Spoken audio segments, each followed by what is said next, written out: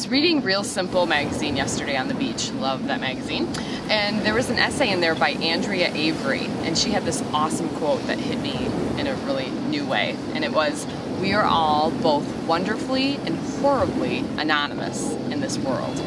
And it struck me, that concept that no one cares about you, you know, that's where the horrible part comes in, but it's also really wonderful because it's freeing, right? So my tip is to embrace your anonymity. Just use it as a free card to be who you want to be. You know, whoever you were as a kid on the inside always showed on the outside, whether you're wearing a cowboy hat or, you know, mismatched outfits. But as adults, we're so self-conscious, you know. All our toes have to be perfectly painted, even if only 2 of the toes are going to be showing through your sandals, right? Or your outfit has to be neatly ironed, or wearing that matching pantsuit, or whatever it is that no one really cares about. That's the thing.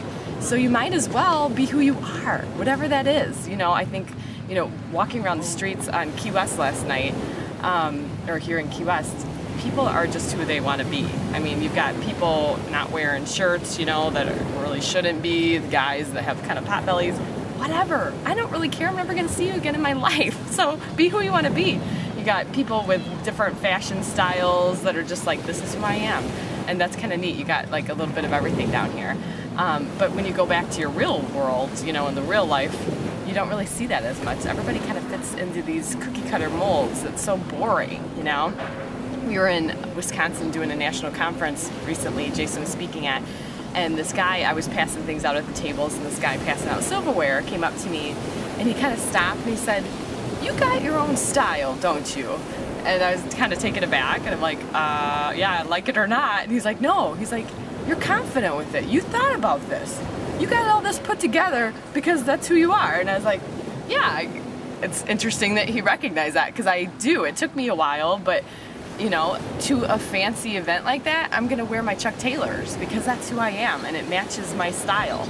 And so I guess that's my challenge to you is, are you being who you are on the inside, on the outside? And if not, why not?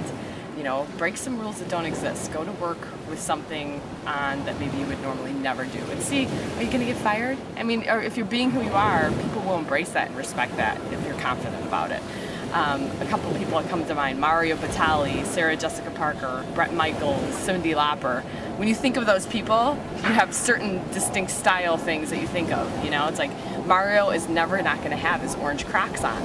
Even if he's in like this fancy setting with all these chefs that would never have orange Crocs on. So be who you are, embrace it, and have fun with it.